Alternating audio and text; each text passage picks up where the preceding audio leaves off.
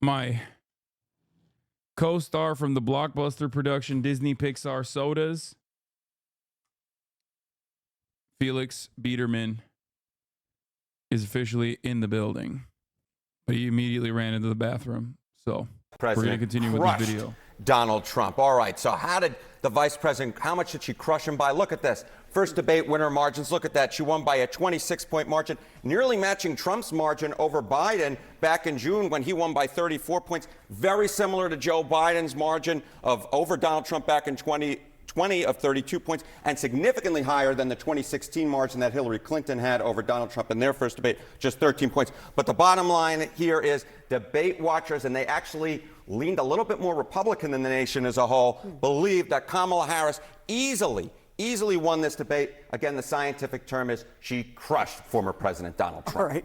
Will we see, though, a change in the polls, a rise or a bump for Harris? I think that the most likely scenario is that you will, in fact, see a rise in the polls. Why? Take a look at the last 4 times we had a first debate and look at those winners. Did they see a rise in the polls? Yes. Mitt Romney in 2012, Hillary Clinton 2016, Joe Biden 2020, and Donald Trump earlier this year. They all saw rises in the polls of 2 points or more. And given how close this race is nationally, given how close it is in the swing states, do not be surprised if Kamala Harris jumps out to a lead nationally, and don't be surprised if she jumps out to a slight, small lead in those key battleground states. It should still probably be a close race based upon history, but no doubt, at least based upon history, we should expect Kamala Harris to receive a polling bump, and a race as tight as this one, that would certainly be welcomed. Okay, so the big question is, historically, what does this all mean for the potential of winning in November? Because there have been debates that people have lost, but they've won the election. Yeah, there you go. That's the key question, Sarah Seidner. You may receive a momentary...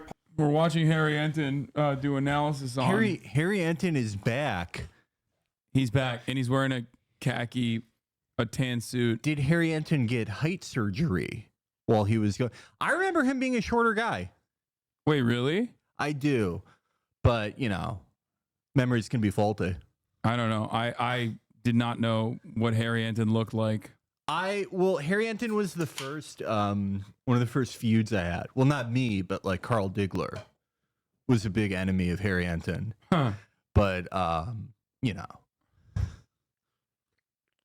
polling bump, but does that mean you're going to go on and win the election? Not necessarily, because the fact is the election's all the way in November, and by my calendar, we're still in September. And look at that. Lost the first debate, but won the election. George W. Bush in 2004 lost that first debate to John Kerry. He won in the fall. How about Barack Obama? We mentioned Mitt Romney earlier. Mitt Romney won that first debate, but Barack Obama won in the fall. And of course, Donald Trump in 2016, he lost that first debate to Hillary Clinton, but he went on to win in the fall. So the bottom line is, yes, last night was good news for Kamala Harris. She won the debate in the minds of debate watchers. Yes, based upon history. I have no idea. I don't know where he's one from. Of the places in New York that doesn't matter. Not Manhattan. Yeah. Don't wave at me. Oh, we have we have reincarnated Adolf Hitler. Yeah, so I had I've had a very annoying morning. Into early afternoon. That's why I was late. I had a bunch of, clerical things. I was working out, but sitting around working different phone lines and waiting for calls, I stumbled upon my favorite filmmaker in the world, Tyler Oliveira. His videos. I saw his Austin. Have you seen his Austin video? No, but I assume it goes a little something like this. Tyler Oliveira has an insanely racist or insanely fucking supercharged right-wing premise. Like, homeless people are raping white women only in this insert city of America that is usually a blue city. He goes there. He talks to like as many crackheads as he possibly can, inevitably finds a person that says, yes, I love raping white women. And then he turns around and talks to a bunch of other people that are like, no, that's not true. So then he's like, okay, I couldn't make a coherent enough analysis on this, so I'm just going to go find literally a Hitlerian blogger who's going to be like, I'm a local journalist who's been ousted. Yeah. And then you look back on his background of the local journalist, and it turns out he was like an actual pedophile rapist who says, no, homeless people are doing this. My favorite thing he does is like he'll go to cities and he'll find a guy who like has Aryan Brotherhood tattooed on his face. Yeah. And he'll be like, this guy's a regular homeowner, and listen Yeah. to what he says. And the guy he talks to is like, yeah, I actually tried to get my prescriptions at CVS, but they gave it to a black guy and I can't do anything about it. Yeah. I saw a video he did. I watched it literally just before I came here, where, do you know about that lake in Austin where all those bodies are washing up and the police say it's like drunk people falling in, but other people think it's like a serial killer or something? No. It's a weird story. It's actually, some people think it's a cop doing it, so it's very reminiscent of any Judgment fans out there. The real best RGA series, Judgment and Lost Judgment. But anyway, Tyler Oliveira goes there, and in his journalistic pursuit, he does like 8 shots and then jumps in the lake, and he's like, there's no way I could die right now. He's so good. He's the greatest filmmaker in the world. I love him. I'm a Tyler Oliveira fan. I hate him so much. Like, words cannot describe how much I hate him. Like when he did the Venezuelan apartment story, where he literally was so insane. Like he would just like go up to people and be like, "Donde está la tren de agua?" Yeah. He would just like yell at like Venezuelan migrants on like temporary protected status, like going to their fucking, 8th job of the day so they can pay $1,300 to live in a condemned building, and harass them with like broken ass fucking Spanglish. Yeah. It was all people who are like working harder than like really like anyone has ever worked. Like people doing the shittiest jobs you can fucking imagine. Like a guy whose job it is to like polish urinal cakes for 35 cents an hour, and he lives in a refrigerator box, and Tyler goes up to him and he's like, "Biblioteca?" And he's like, there you have it. He's making $1 million a year from welfare. Yeah. It's so, oh God, it's so fucking gross. But I can't say my true feelings about like what I think he deserves. An Oscar. Yeah. Well, I like, out of professional courtesy, I'm a filmmaker. I respect other filmmakers. Yeah. You're not in the filmmaker community. That's true. Even though we are technically co-stars in Disney Pixar's cinematic universe. We have to fucking sue. Yeah. We're fucking suing. For those of you who don't know, during the writer's strike, we got together for E1, a podcast, episode 1. It was created by community member Intelligent. Okay. And I co-starred alongside Felix Biederman here, and we scabbed, but it was a really big bag.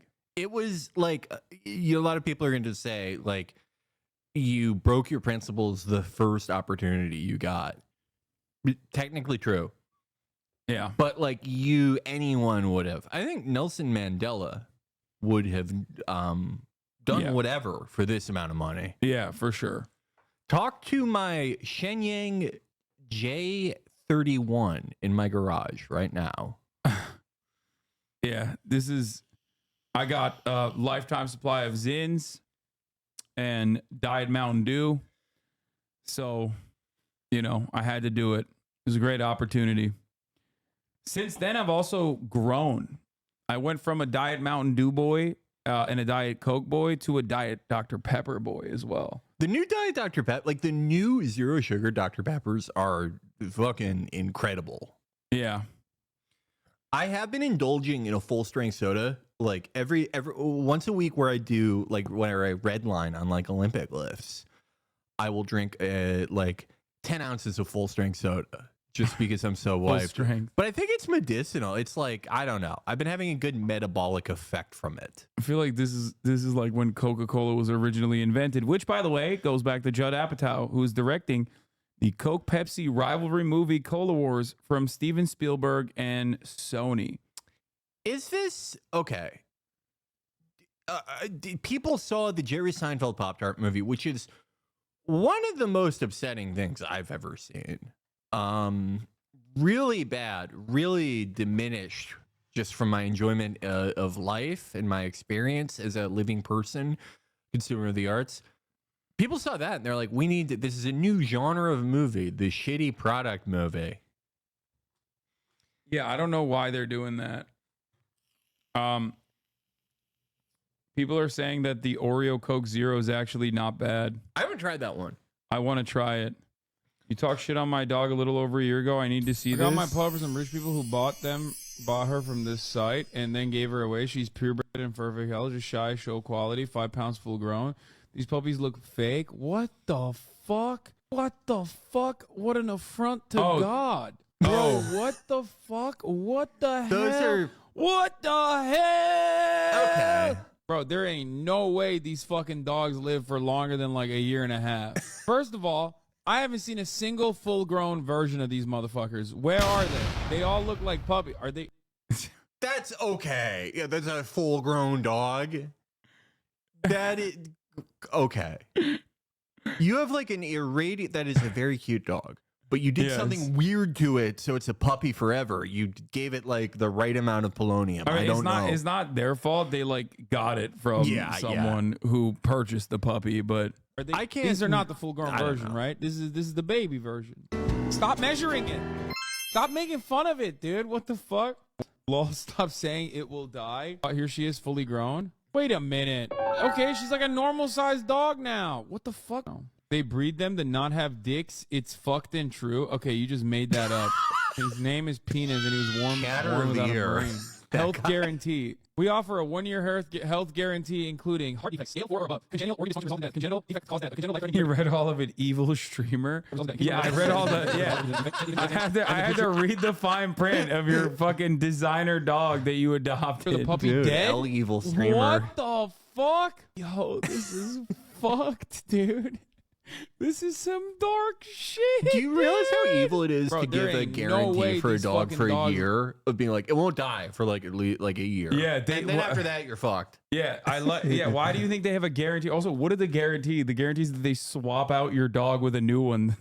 Yeah, well, then like the ideal system for a lot of people would be 9 months of having a puppy, it dies, you get a new one, and you're just perpetually like the.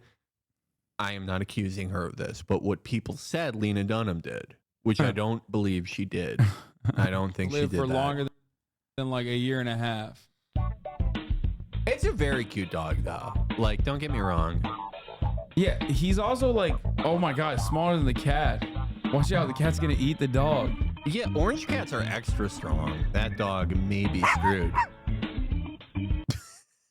Okay, dude. I can't talk shit. My family, we love getting those Habsburg dogs. But, you shouldn't do it. Oh, like a hypoallergenic water poodle style dog? We got Portuguese water dogs before Theo Bungler did it. We actually think Theo Bungler ripped us off. He saw it. Well, you guys are from the same place. Yeah, Bungler was the state senator for Hyde Park, where I grew up, which is the only neighborhood in Chicago that Chief Keef won't go to. Where Chief Keef, Lil Vaughn, King Vaughn, Lil Vaughn, all of those guys were afraid of, because it's the toughest gang in the city. University of Chicago is there. But we had a Portuguese water dog who we loved. They have webbed toes. They're very fun dogs.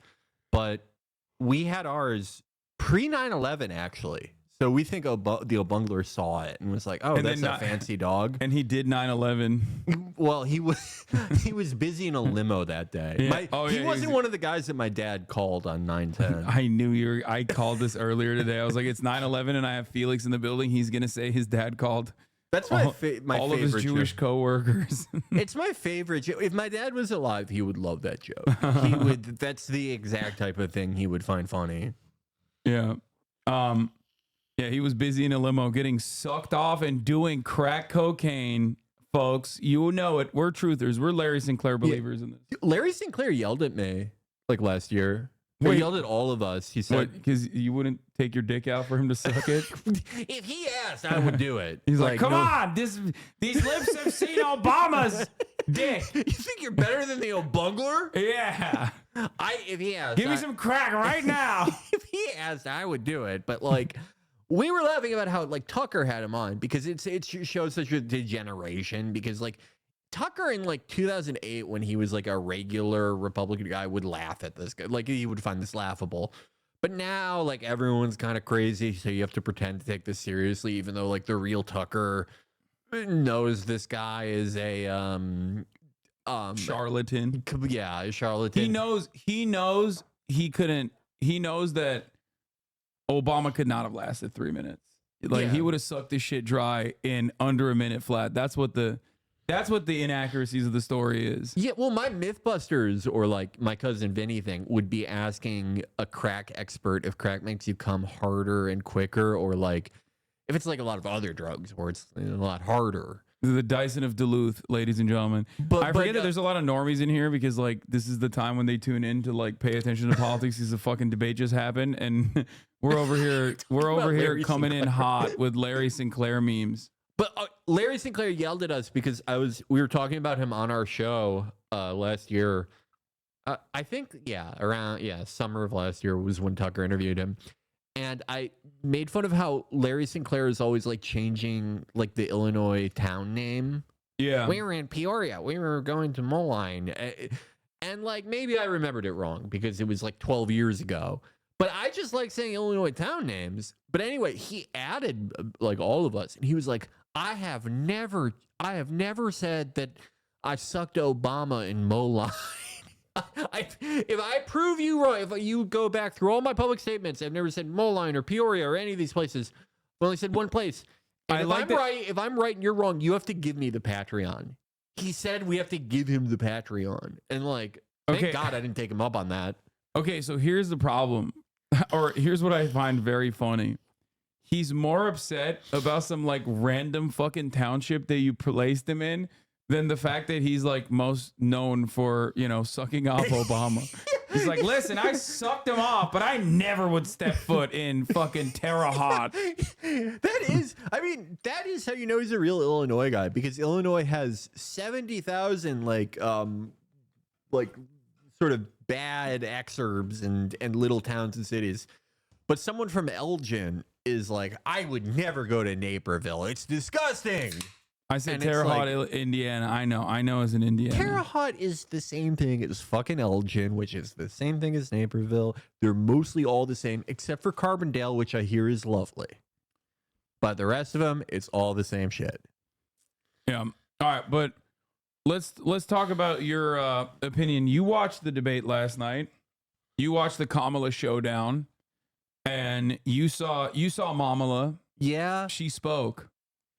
Did she speak to your heart?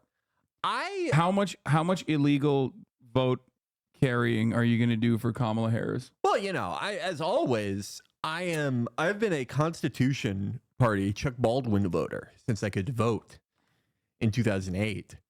But, if I'm voting 10 times for Chuck, maybe she'll get number 11. I don't know. Like it was, I of course am not voting in this election. I have not. The last thing I voted in was the New York primary in 2020 to try to get more delegates for Bernie. Look how great that fucking turned out. But anyway, like most people in here probably, my family are like, they're regular Democrat type people. And they were very nervous before the debate because the CNN thing went kind of little shitty for Kamala, more or less.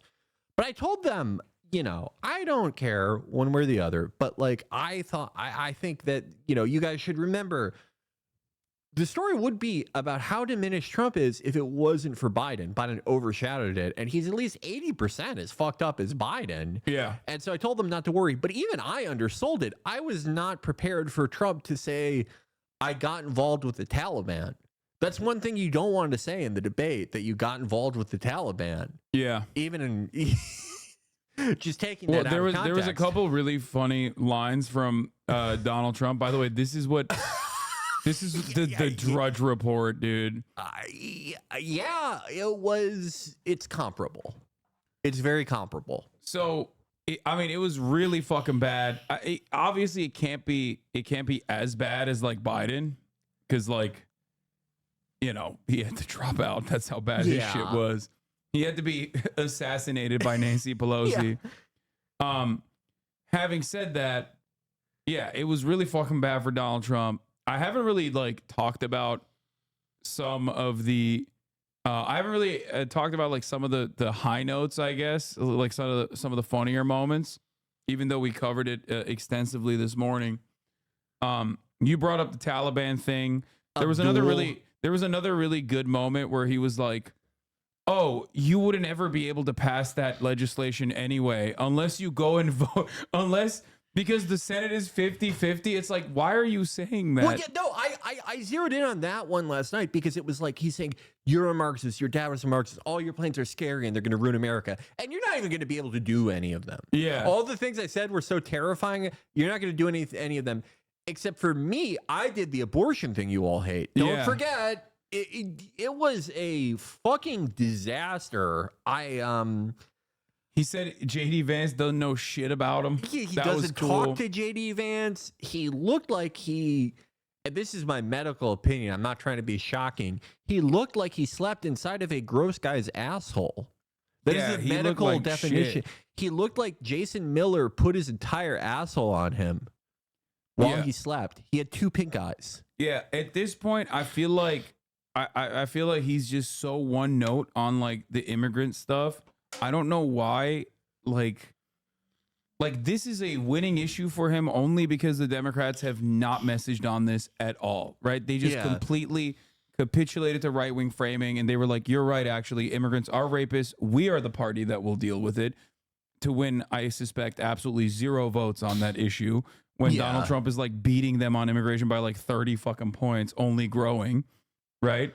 Yeah. And their big gamble was, oh, we'll put forward the 2020 border bill that you wanted to pass, but we'll do it ourselves, and then you'll stop it from happening, so then we can say you're hypocritical. Yeah, and like normal. Okay, so that was the whole border bill thing is like classic stupid Democrat bullshit. Yeah. And it is not going to work to get them any votes, right? But somehow, and this was a recurring thing with Trump last night, he allowed himself to get baited on this when it would have been so easy for him to say, that's what I mean. You know, anything but what he fucking said. It was baffling. It was like he was trying to lose. It was like he saw the possibility of spending 4 years with JD Vance and thought, not worth it. I'll go to prison. I don't care.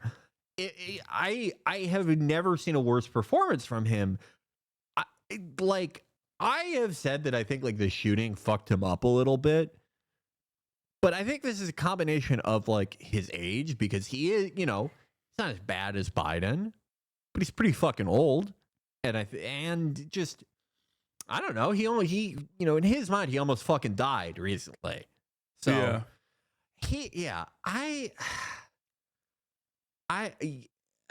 a lot can happen between now and November, but it's just like, if they prepared this badly, what do you think the rest of the operation looks like? Yeah. You know what I mean? No, for sure. I think they're huffing on the same fucking farts that they've been huffing on since 2022 and learned 0 lessons from the midterms, where they genuinely, I think, look at Twitter, like all of his staffers are like groypers. Yes. And they're all on Twitter and they're like, you see, sir, let's post another AI image of cats. Everyone believes that Haitian migrants are eating cats and dogs. They love this. They love this shit. And it's like the entire, like all the biggest dick riders in the Republican Party are going along with it too, because they're fucking also stupid and incredibly online, not realizing that they're like kind of doing the DeSantis shit. You know what I mean? They're one step removed from putting a fucking black sun in a goddamn video promoting Donald Trump. They're doing the DeSantis shit or the Kamala or Warren 2020 shit before it. They're doing the thing where they'll fuck themselves up by getting so invested in internet shit. Like in this case, the cat thing is like a fucking day old, and they jammed as much of that shit as they could into his notes. For what reason? Who fucking knows? He talked about that more than he actually tangibly fucking talked about about inflation, which should be his best issue. He mirrored what Biden did when Biden took a question about abortion and answered it by talking about a murder an immigrant committed. Yeah, he did that. He got a question about fucking The inflation. economy, yeah. Yeah, Easy layup. And he goes, by the way, only like some children that are raped are gonna have to give birth because of me. Yeah. By the way, like, just so you guys know. And it's like, what the fuck? What the fuck is going on? But it's the same cycle that Kamala and Warren and DeSantis and all these people with internet focused campaigns have, where they'll fuck themselves by talking about this internet bullshit, like the cats or fucking whatever, and they'll get chunked either in polls or coverage. They'll you know, the type of shit that happens to every bad campaign where everyone's leaking. And they'll go, wow, God, this is so fucked. We're gonna lose. This sucks. Why can't people see how good the candidate is? How come they can't see what we see from spending 18 hours a day online? And then the candidate, in this case Trump, will do something very similar to what the aforementioned three candidates did, where they'll do like Trump did a Twitter space where he's only talking to his craziest supporters and saying, you know, the dumbest shit that he's never going to be able to do, that he's never going to try to do. Like super immigrant, like he's gonna repeal like the Immigration Act of 1965, right? Chinese Exclusionary Act is back, right. baby. He's saying he's gonna do that, and then all the diehards are like, "Oh my God, how could I have even felt worried? We've got this." And it's like, no, you did. All you did, you put a blanket over your head and farted. You recirculated the same dead air. You didn't pick anyone up. If anyone even saw this, it just freaked them out. Yeah, but the problem is, and I am really annoyed with this, Democrats are looking at polling that shows, like, you know, there was the Pew Center research that was like 60+% that are in favor of mass deportations. And the exact same people poll will also be by the same margins, if not higher, in favor of mass amnesty programs. Yeah. And like they look at only one side of that poll and not realize that these are inherently contradictory positions. And they could very easily, just as easily, run the opposing front and counter message against it, leaving that out in the fucking distance because they're fearful that they saw that 60% number and go, oh, well, I guess we'll do mass deportations ourselves, actually. Or we'll do like half of the mass deportations. And it's really frustrating because it creates this like closed circuit where that's the only thing that's being discussed. Yes. And no one is talking about how fucking insane that would be and what that would look like, which is except for my goat, David Muir, our sexy ass anchor, David Muir, who was like, walk me through the steps of deporting 11 million people from U.S. soil, please. David Muir, the news anchor from movies. That's Yeah. how I think of him. But yeah, no, it's the mass deportation thing is a perfect example of a policy that, like, yeah, 60% of people say they endorse, but the moment you started doing it, that evaporates. People go, wait, I didn't want this, even though this is exactly what I said I wanted. Dude, this is exactly like abortion. Yes. It's exactly like the abortion conundrum because I remember this is one of the most instructive polls I've ever seen that I always reference historically. I believe it was like 75% of Republicans actually, when faced with the consequences of the policy, do not attribute those consequences to the same, like to the Republican Party that they advocate for, because they just like have no way of comprehending how fucking insanely violent that process would look like. And this happened with abortion. They were like, oh yeah, no, I think we should restrict abortion. That's right. And then it happened. They're like, oh my God, this was not a good idea at all. Yeah.